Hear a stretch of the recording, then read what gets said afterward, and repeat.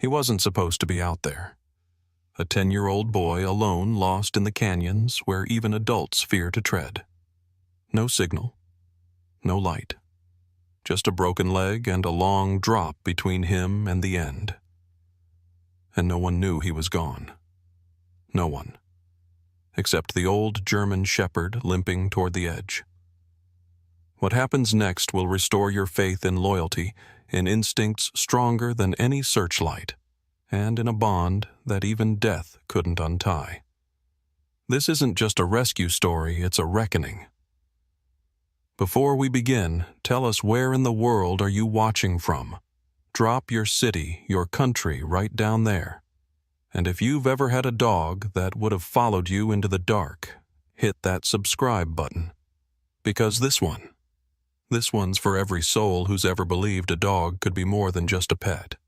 The Colorado sun had already begun its slow descent behind the jagged ridgelines when the wind started whispering across the dry plains outside Redstone Ridge. The town was nestled on the border of ranchland and old mining territory where rusted watchtowers and shale cliffs loomed over sun-bleached buildings. Heat still rose in visible waves off the gravel roads, though thunderheads loomed far off in the east, an uncertain promise of rain. That evening, in a 2-story farmhouse just outside town, a boy was getting ready to disappear. Noah Gallagher was 10 years old, with sandy brown hair that curled behind his ears when it got too long, and a complexion freckled by countless afternoons in the sun. He was small for his age, thin in a way that made him seem all knees and elbows, but his eyes, hazel with flecks of storm gray, were sharp, constantly observing the world with a quiet intensity. He didn't speak much, not since the accident, but he drew.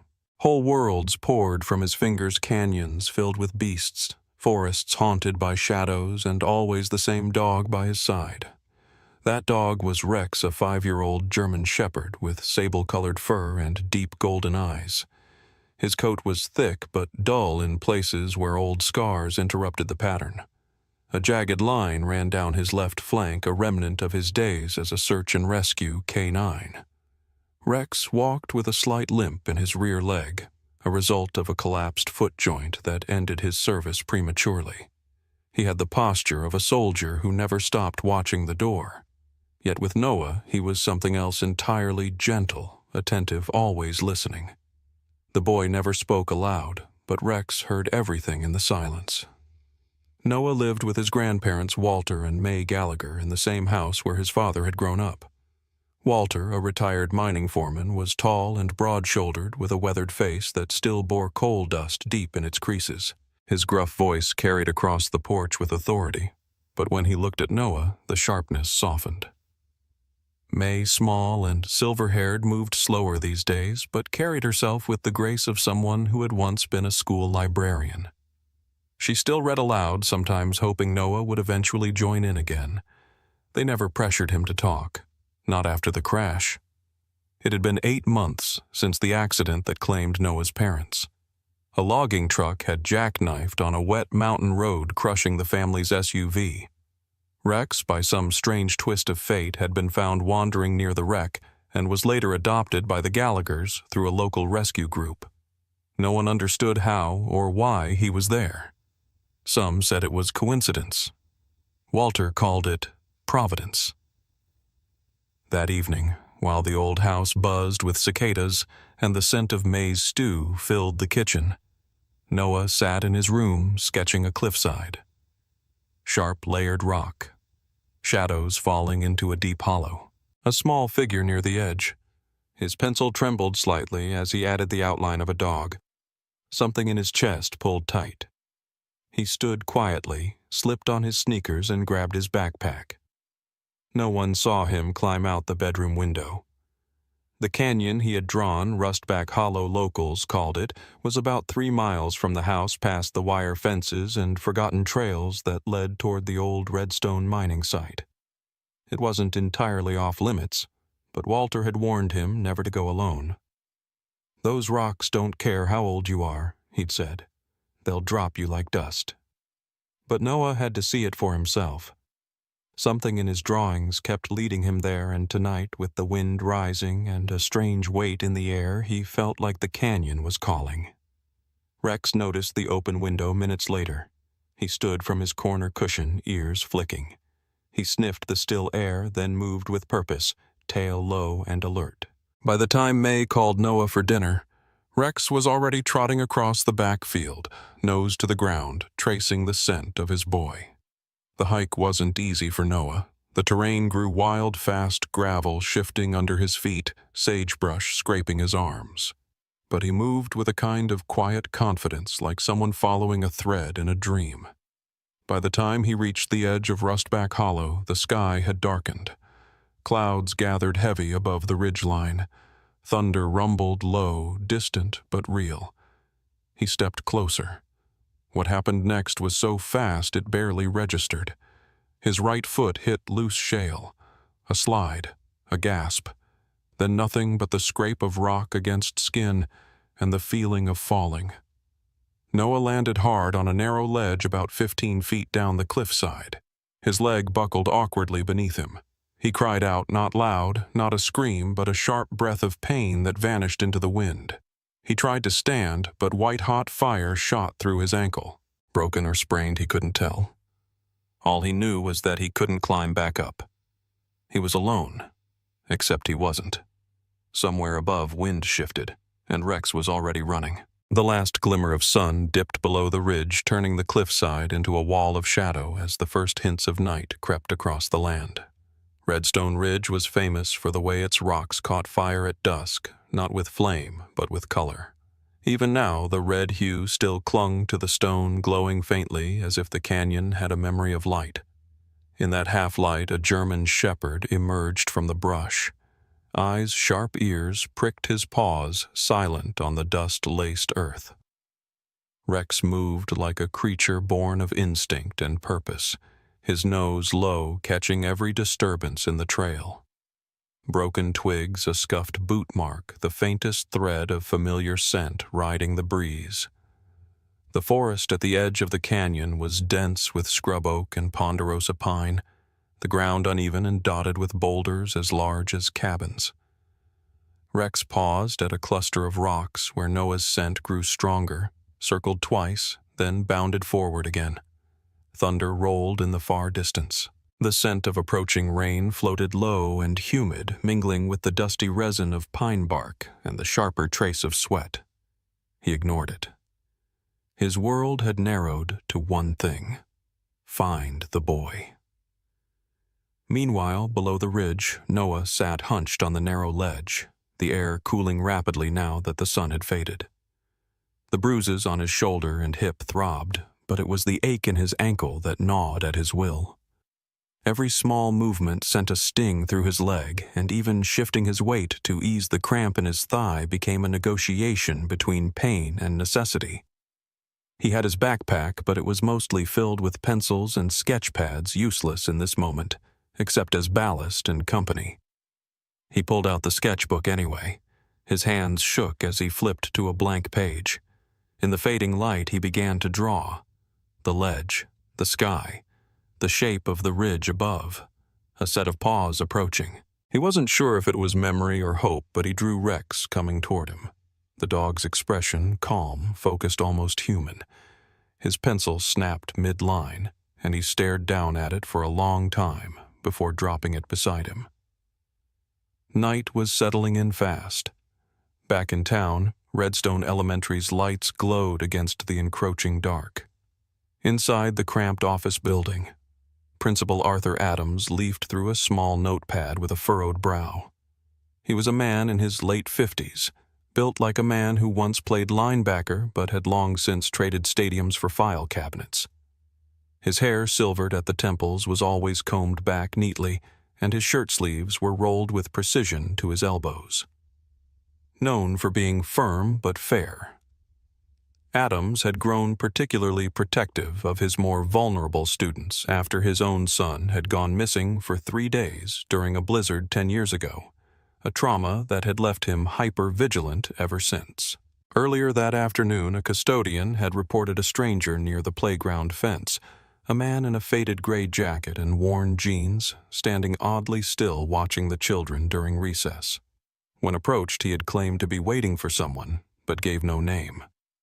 Adams had noted the incident, but thought little of it until he saw a drawing in the lost and found box that chilled him. A cliff, a small figure near the edge, and a black smudge, either smoke or shadow, looming behind. The signature, Noah G. He pulled out his phone and called the sheriff's office. "It may be nothing," he said into the receiver, "but I think one of our kids is in trouble. And I don't think he's lost by accident." Back in the wilderness, Rex reached the edge of Rustback Hollow just as nightfall sealed the sky above. He paused, his breath, shallow ears twitching toward the canyon's mouth. He let out a low, rising whine. Nothing. He stepped closer to the edge pause, testing loose shale, and leaned forward, sniffing. The scent was here. Not fresh, but here. A paw knocked a stone loose. It tumbled, bounced once, and vanished into the darkness below. A soft echo answered. Rex's body stiffened. He knew. Below, Noah had pressed himself against the rock wall, startled by the sudden rockfall. Then came the sound, the one he'd been waiting for, without knowing it. A high-pitched whimper followed by a series of short, deliberate barks. His breath caught. He whispered hoarsely. Rex, above the dog's ears, perked. Another bark, then silence. The distance between them was too far for contact, but not for connection. Rex backed away from the edge, nose working. He circled until he found a narrow path leading to a lower outcrop, closer, safer. Step by cautious step, he descended. Noah closed his eyes, tears stinging behind his lids. He wasn't alone. Not yet. And in the shadows of Redstone Ridge, two forms, one boy, one dog, moved closer to each other through rock and fear, separated only by the silence of stone and the urgency of love. The canyon floor was a labyrinth of echo and stillness. Shadows pooled like spilled ink beneath the overhangs of stone, and above the stars blinked into life, one by one, cold and clear. Rex stood at the edge of a narrow outcropping. His paws rooted, his amber eyes fixed on the sheer rock face that dropped away into the darkness. He couldn't see Noah, not from here, but he knew the scent was too strong. The silence too heavy. The boy was down there somewhere beyond reach, beneath the stone's unyielding skin. The German shepherd, 9 years old, broad-chested, thick-coated, with streaks of gray beginning to weave into the fur along his muzzle, lowered his head and let out a long, rising howl. It wasn't a bark or a whimper. It was a drawn-out sound of urgency, sorrow, and warning all at once. The kind of sound that didn't just travel through air, it carved into it. The wind caught the note and flung it through the ridges where it bounced from stone to stone like an ancient alarm clock long forgotten but still wired into the bones of the land. Far below, Noah stirred. His head lolled against the rock wall, eyelids fluttering. He'd dozed off, lulled by exhaustion and the rhythmic pulse of his own breath. But the howl pulled him awake, not with fear, but with recognition. He strained to lift his head, lips cracked, voice barely a whisper. "Rex." Another howl answered. Noah's eyes filled with tears. He wasn't dreaming. He was still here, and so was Rex. Miles away, in a modest home just on the edge of the old mining district, Walter Jennings sat upright in his creaky leather recliner. His television, muted, flickered with the blue glow of a late-night weather report. Thunderstorms sweeping through Redstone County overnight.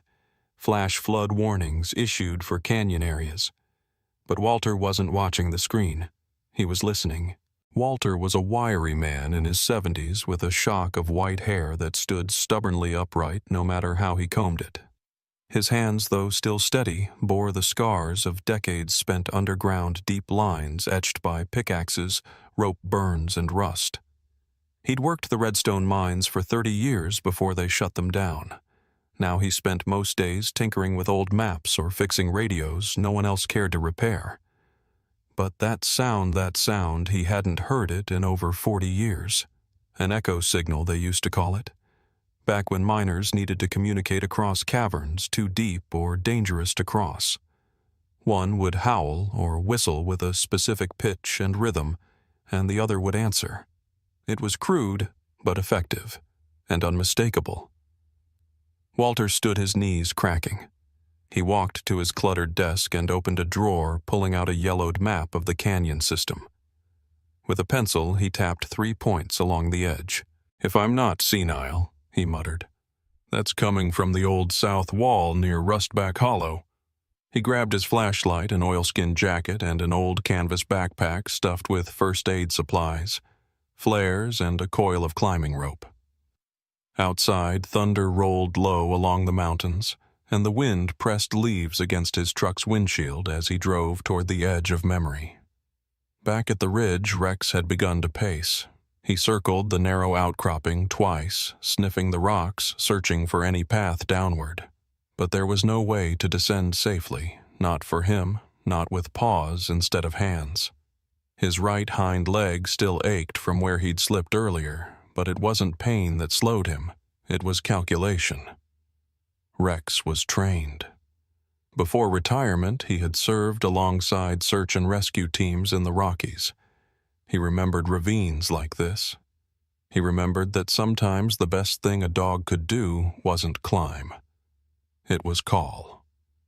He howled again, a longer one this time, split into 3 rising notes. Echo signals. Down below, Noah began to hum. Softly, uncertainly, he mimicked the same 3-note pattern with his lips. Then he coughed and tried again louder. "Whoo, whoo, whoo." His voice cracked, but he kept going. Up above, Rex paused. Ears up. He heard it. 3 short barks. Confirmation. A minute passed, then 2, then 5. And just as Noah thought he might have imagined it all, something fell beside him, soft, gentle, but deliberate. A small scrap of fabric. Another one. Then a rusted metal bolt clinked nearby.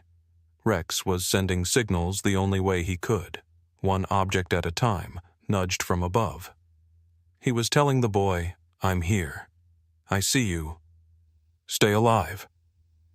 The rain came softly at first, just a whisper on the canyon's rim, then harder. The rocks turned slick, the air thick with petrichor and electricity, but Rex stayed rooted, his body a sentinel above the storm. Meanwhile, Walter parked his truck on the old access road. The wind tugged at his jacket as he stepped out, flashlight cutting through the dark. He paused at a fork in the trail and listened again. There it was, faint, but real. That howl. Walter adjusted his course. The old paths were still in his bones. As he hiked deeper into the gorge, the flashlight beam caught an old wooden sign long since rotted, half buried in sand, Rustback Hollow. Restricted access. He smiled grimly and picked up speed. The rain had softened into a mist by morning, casting the canyon in a silvery sheen.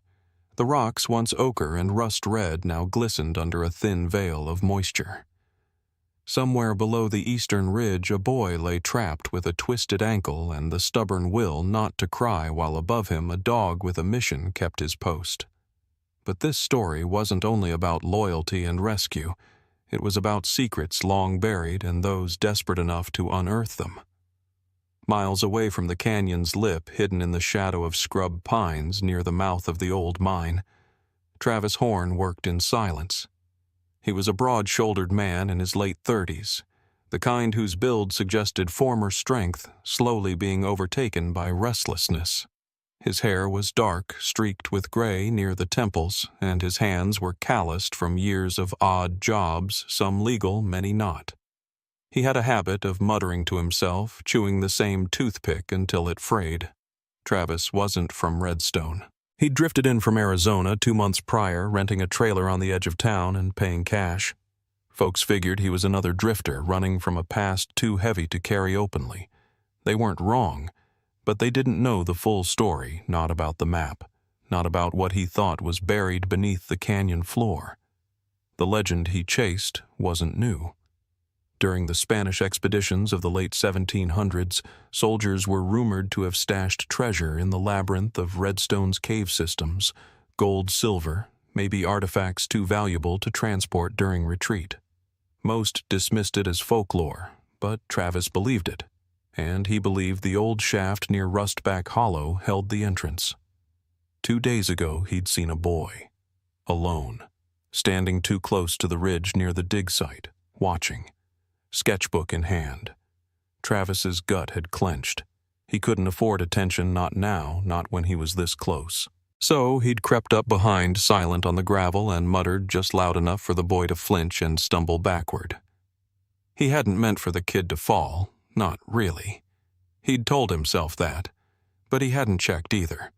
And when he looked over the edge and saw no movement, just the boy's cap lying on a ledge, he turned and walked away.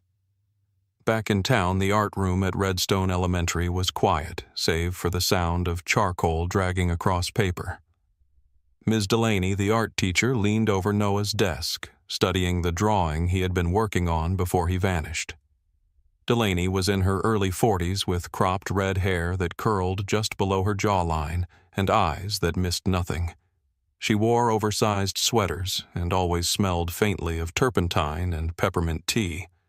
A bit of an oddball, students said, but she was kind and fiercely protective of the quiet kids. Noah had been one of her favorites. He never spoke much in class, but his art did. His sketches often showed vivid landscapes, wolves, storm clouds, or quiet moments of people holding hands. But this last drawing was different. It showed a boy tiny, dangling on a cliff. Above him, a man faceless with his arms raised. Below, a dog howling into the canyon. The lines were jagged, the shading frantic. The paper had been smudged like someone tried to erase part of it but changed their mind. Delaney didn't hesitate. She slipped the drawing into a folder and walked straight to the sheriff's station. Sheriff Cole Brandt, a barrel-chested man in his early 50s with a weathered face and a badge that always sat crooked on his chest, glanced at the drawing and immediately leaned forward. "Where did you find this, one of Noah's last works?" Delaney said softly. "I think it's more than art." Brandt ran a hand through his graying hair and studied the image again. The dog.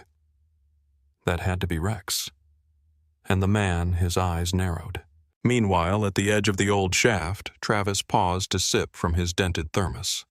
The ground beneath him was slick from the rain, but he'd made progress almost through the last layer of collapsed rock. He didn't hear the crunch of boots behind him. Sheriff Brandt had taken the long way around. He didn't want to spook the man, whoever he was, until he'd seen enough. And what he saw confirmed every bad feeling he'd had since Noah vanished. Tools scattered around, freshly disturbed earth, and something about the man's posture, alert but coiled like a spring, put Brandt on edge. "Morning," Brandt called out calmly. Travis froze, then slowly turned. "Just out hiking," he said, voice flat. "Funny," Brandt replied.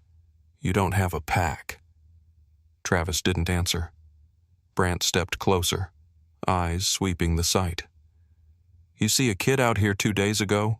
Brown hair, maybe carrying a sketchbook?" Travis hesitated just a moment too long. "Can't say I have."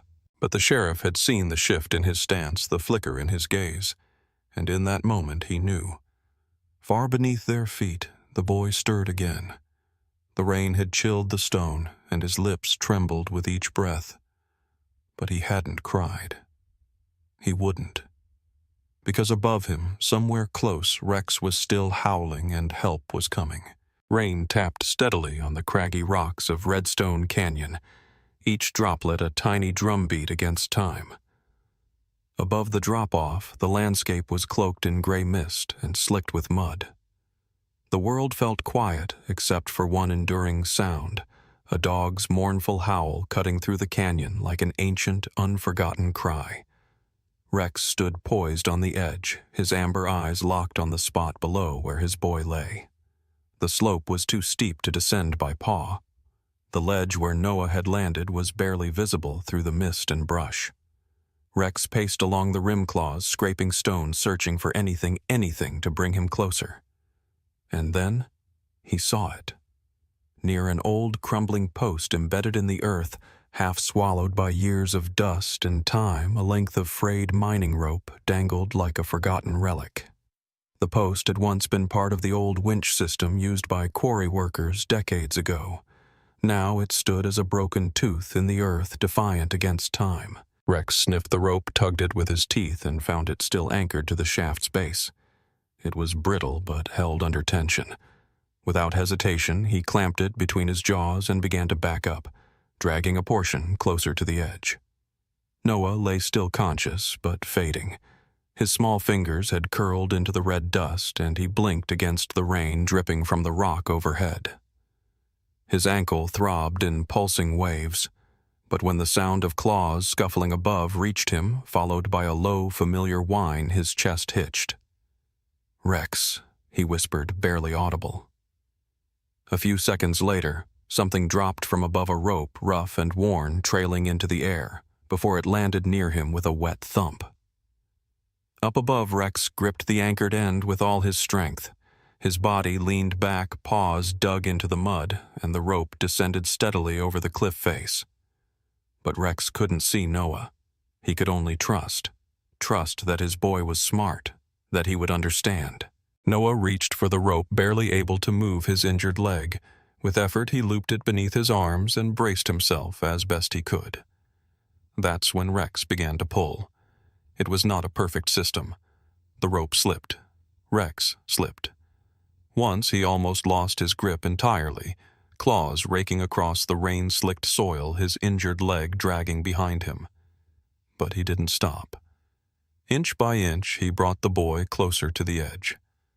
Back in town, a few miles away, Sheriff Elijah Ward reviewed the mine maps inside a dim office lit by the flicker of old fluorescent bulbs. Ward was in his late 40s, tall and straight-backed, with short, steel-gray hair, and the kind of deep-set eyes that always looked like they were calculating 10 moves ahead. Unlike Brandt, who worked the streets, Ward specialized in logistics, land records, and legacy cases. He wasn't one for emotion, but the drawing Ms. Delaney had brought in earlier that week had unsettled him. Now, tracing a weathered map from 1943, he found something odd. A thin red line snaked from the main quarry down toward a now unmarked area.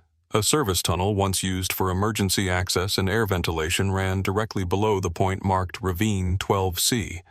It wasn't on modern maps, forgotten buried. Ward stood abruptly, shoving the map into a folder. He grabbed his flashlight and keys, calling out to the deputy that he'd be off-road for a while. The sheriff's truck roared to life in the parking lot minutes later, heading toward the old quarry entrance. Back at the canyon, Rex made one final heave, digging his back paws in with a low grunt. The rope rose higher, and Noah's arm reached into the sky.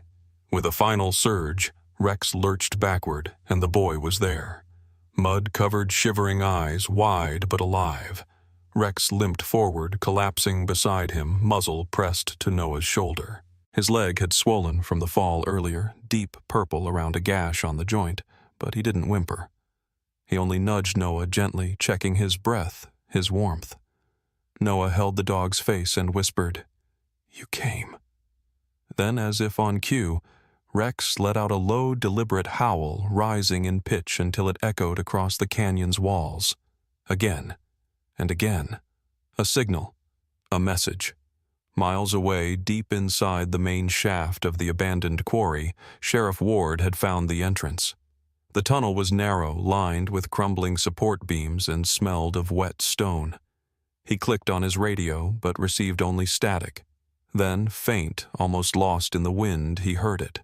A howl, muffled, distant, but unmistakably real. Ward moved faster, knees aching, dodging fallen beams as he closed in on the sound. Above him, the canyon opened to sky, but he would take the path beneath. The breath of the canyon was cooler underground, as if the earth itself exhaled centuries of secrets through the old mining tunnel. Sheriff Elijah Ward moved steadily, his flashlight cutting a narrow path through the choking dust. Behind him was Walter Griggs, the retired miner whose weathered hands still trembled slightly with age, but whose memories of these tunnels were sharper than any map. Walter was small in stature but unyielding. His back curved but not broken, his voice gravelly from years underground.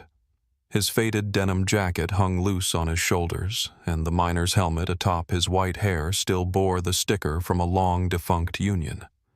He moved slowly but surely, guiding Ward through the maze-like corridor with the certainty of a man who once trusted his life to these stones.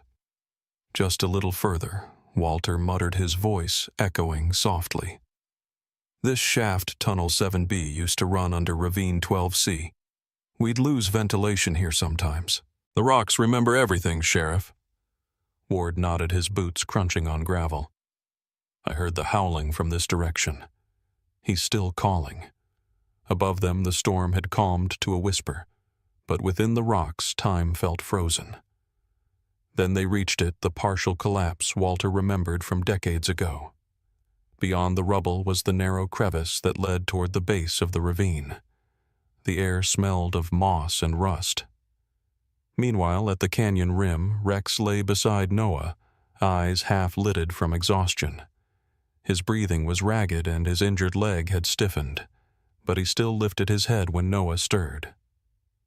"Help's coming," the boy whispered hoarsely, fingers still tangled in the coarse rope. His shirt was torn, caked with red dirt, and his skin was pale beneath the smudges. But his eyes held steady, anchored by the warmth of Rex's fur against his side. Then from below, a light shimmered against the rocks. "Hello, anyone up there?" Ward's voice echoed, bouncing through the shaft. Noah sat up straighter, wincing. "We're here? Please, up here." Ward pressed his shoulder into the tight gap, straining his voice upward. "Hold on. We're close." Walter set down his lantern and carefully began dismantling the unstable rocks blocking the shaft entrance. His hands moved with surprising dexterity, recalling pressure points, support angles, where to press and where to pull. "This wall's been disturbed," he said grimly. "Recently. Someone's been here." As they cleared the passage, the tunnel widened just enough for Ward to squeeze through. The beam of his flashlight finally landed on them, on Rex lying with mud-dappled fur, and on Noah blinking in relief. Sheriff Noah cried, and the light swung toward his face. Ward's calm demeanor cracked. "You're all right, thank God." He turned to his radio. "This is Ward. I found them, both alive. Injuries but stable. Send medical and extraction to Sector 12C. Use the Tunnel 7B route." Just then, a creak echoed through the shaft behind them. Walter spun around his lamp, casting a long, quivering shadow against the stone. Emerging from the shadows was a man, scruffy mid-40s, wearing cargo pants smeared with rock dust and a torn hiking jacket. His face was narrow, with stubble clinging to sunken cheeks. His eyes darted like a cornered animal. Travis Horn. He froze at the sight of the sheriff, then cursed under his breath. Ward stepped forward, hand resting on his sidearm. "Don't move." Travis Horn. "I presume..." Travis hesitated, then laughed a dry, broken sound. "You think I came here for the kid? I've been chasing this trail for 10 years. There's a chest down there under layers of rock gold coins from the Spanish routes. I mapped the tunnels, rewrote the GPS trails. This whole canyon's a lie." Walter's voice was quiet but firm. "You nearly killed that boy. You call it gold. I call it rot." Ward moved swiftly, placing Travis under arrest. "We'll see what the court calls it. You're done." Back at the ravine, rescue crews had arrived. The rope was replaced with a proper pulley system, and EMTs secured Noah to a stretcher harness. As they began the slow lift up the cliffside, Rex gave one low whimper, trying to rise, but his leg buckled. Walter stepped beside him, crouching gently. "You've done enough, old boy." He placed a steadying hand on the dog's flank as a second harness was lowered. Both were raised together, boy and dog, back into the light. As they surfaced, a small crowd had gathered. News had spread fast. Sarah, the local veterinarian, knelt by the stretcher the moment Rex was lowered. In her mid-30s, tall, with a long auburn braid and a calm demeanor, she had a quiet strength shaped by years of tending wounded animals and watching hope rise where science failed. "He's stable," she said softly, "but he needs rest. This leg is sprained badly, possibly fractured. I'll take him to my clinic." Noah reached out, gripping her sleeve. "Please, let me go with him." Sarah smiled. Of course. The mountain had given back its secrets, and for now at least it had not taken. The sky over Ridge Creek was a pale gold when they brought Rex back. The sirens had long gone silent, replaced by the quiet murmur of the town neighbors with clasped hands, children peeking from behind legs, teachers, bakers, and retired miners gathered near the veterinary clinic's porch. The town didn't have a hospital, not one that could manage what Rex had been through. But in Sarah Delgado's hands, even a clinic built for cats and coughing raccoons became a sanctuary of life and grace. Inside, the air smelled of antiseptic and lavender oil. Sarah moved quickly, her boots soft against the linoleum. In her early 40s, she stood tall but lean, the sleeves of her forest green scrub top pushed above elbows etched with quiet strength. Her dark brown hair was knotted into a bun that wobbled when she moved fast, which she always did when a life was in her hands. Years ago, she'd lost her younger brother to a mountain accident, rescuers too late, help too far. Since then, she'd vowed no one, not even an animal, would be too late on her watch. "Pressure's dropping," she called out as Rex's body lay across the exam table. His honey-colored fur was matted with dried blood and red canyon dust. One paw twitched faintly as if chasing something in a dream. "Hang in there, sweetheart." Outside the glass door, Noah watched through blurred vision. He sat on a bench too big for his frame, his leg now in a soft cast, his cheeks hollow but clean. His clothes had been changed, but the smell of the canyon still clung to his skin like smoke. The adults had wanted him to lie down to rest, but he refused to leave Rex's side.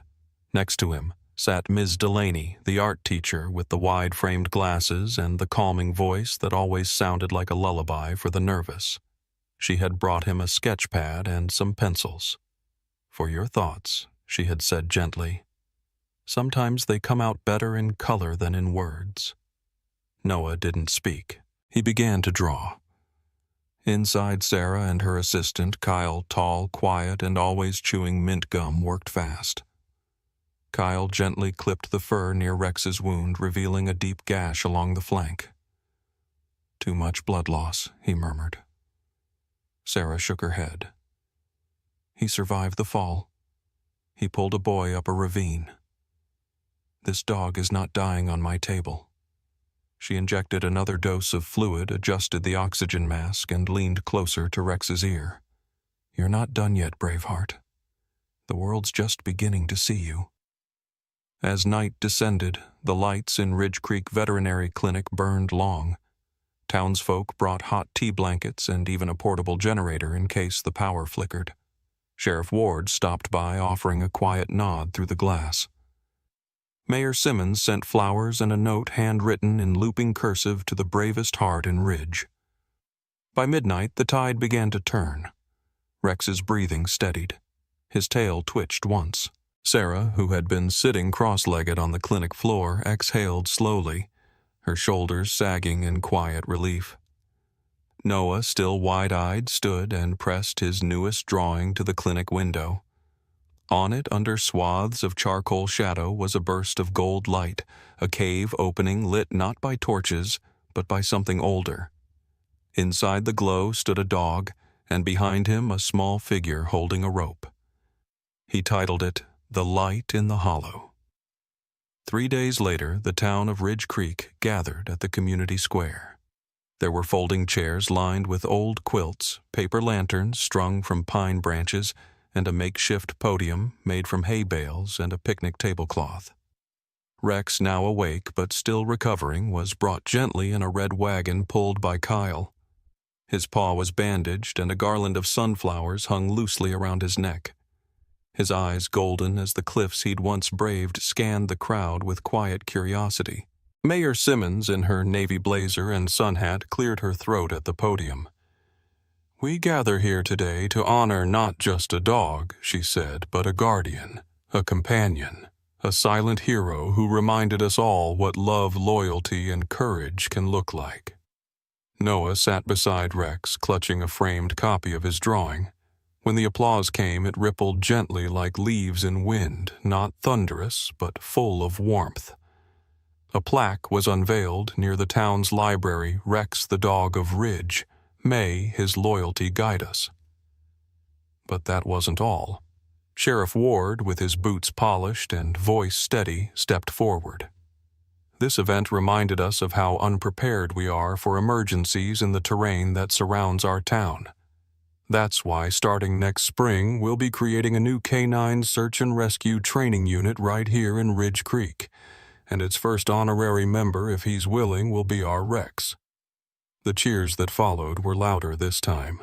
Rex lifted his head, then laid it down on Noah's lap as if to say, "I've already begun." The fog rolled in like an old friend, wrapping Ridge Creek in a gauzy silence that made the world seem both close and far away. It was the kind of morning where every sound echoed a little longer, every shape softened at the edges. In the Carter family's backyard, still damp with dew, Rex stood quietly beneath the ancient cottonwood tree. The golden retriever's coat had grown back full and healthy, gleaming in the faint light, though a faint scar still traced along his flank like a whispered memory. His ears perked.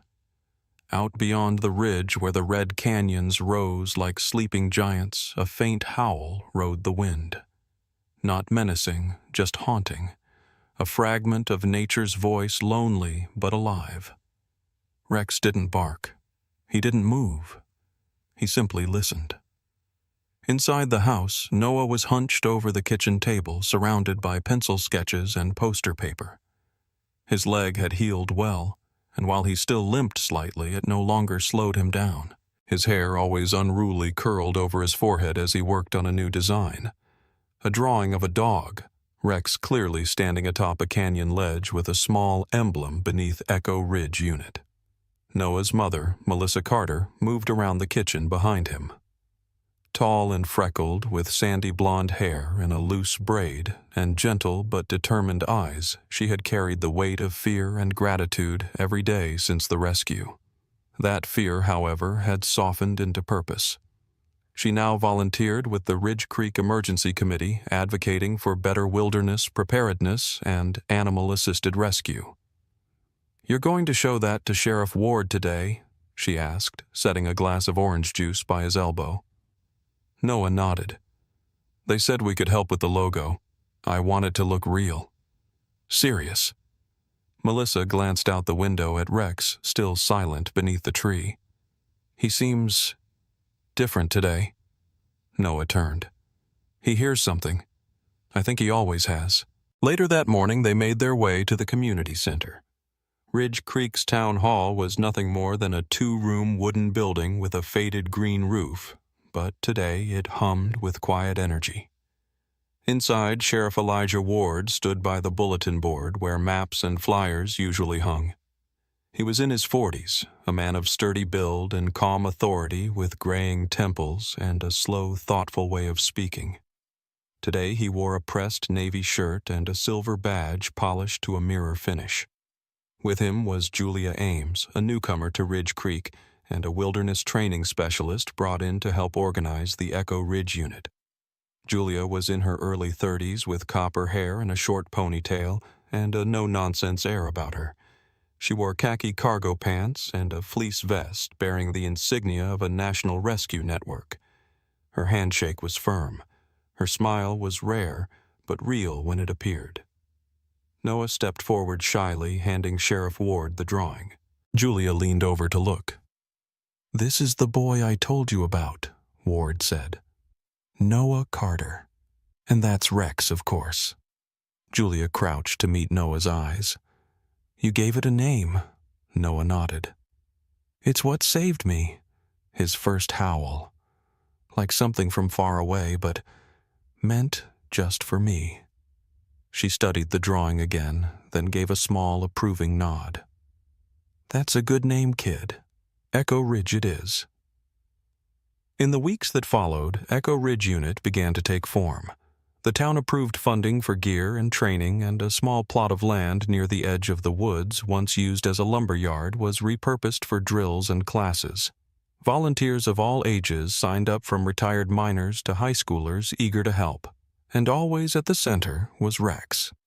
Though he couldn't speak, he taught by presence. In every obstacle course run, every tracking exercise, he was the constant companion, demonstrating patience, precision, and calm under pressure. Julia, once skeptical of emotional dogs, grew quickly attached. "He doesn't need commands," she once muttered during training. "He listens to things we can't even hear." One morning, Sarah Delgado visited the training ground with a medical pack slung across her shoulder. Though she preferred the clinic, she agreed to offer basic animal emergency response training to the new recruits. She walked among the volunteers, her tall frame casting long shadows, explaining how to treat wounds, read animal stress signals, and identify exhaustion. Rex padded beside her, occasionally stopping to sit beside a child or nuzzle a knee. His presence kept everyone calm. Even the most anxious volunteers found themselves standing a little straighter when his amber eyes met theirs. At the end of that week, the town held a second gathering. Smaller than the first, less formal, but perhaps more meaningful. They unveiled a new sign, Echo Ridge Unit Headquarters, carved in wood with Noah's original logo painted beneath. Noah stood beside it with Rex at his side, one hand gently resting on the dog's broad back. Mayor Simmons addressed the small crowd. "Sometimes it takes a moment of fear to spark something greater. And sometimes a single voice in the canyon, a howl, a call, becomes a rallying cry. This is not just a rescue unit. It is our echo, a reminder that someone is always listening." The crowd applauded. Rex didn't move. He was still, his ears angled toward the far ridge again. And just for a heartbeat it came once more, a faint sound, wind-carried and barely there. Not a howl, just a memory. The canyon whispering back. That night, Noah added one last piece to his sketchbook, Rex beneath the stars, eyes turned to the horizon. The caption beneath read, "The dog who heard the call and answered." Sometimes miracles don't roar from the heavens. They whisper from the edge of a cliff, carried on the wind through the voice of a loyal dog. Rex didn't have words, but he had purpose. He didn't wear a uniform, but he answered a calling higher than himself. In a world that often feels too loud, too cruel, it was the quiet faith of one dog and the small heartbeat of a lost boy that reminded an entire town what it means to believe. This story is more than a rescue. It's a reflection of the grace that watches over us, even in the darkest places. Whether you call it instinct love or the hand of God, something moved through Rex that day. And maybe, just maybe, that same presence is moving through your life too, even now. If you believe that animals are part of God's miracles, if you believe that loyalty, courage, and unconditional love are gifts worth honoring, then take a moment to comment Amen so we know this story reached your heart. Share this story with someone who needs hope. Subscribe to Kindred Creatures to never miss a tale of faith, love, and second chances. And may God bless you and your loved ones today and always.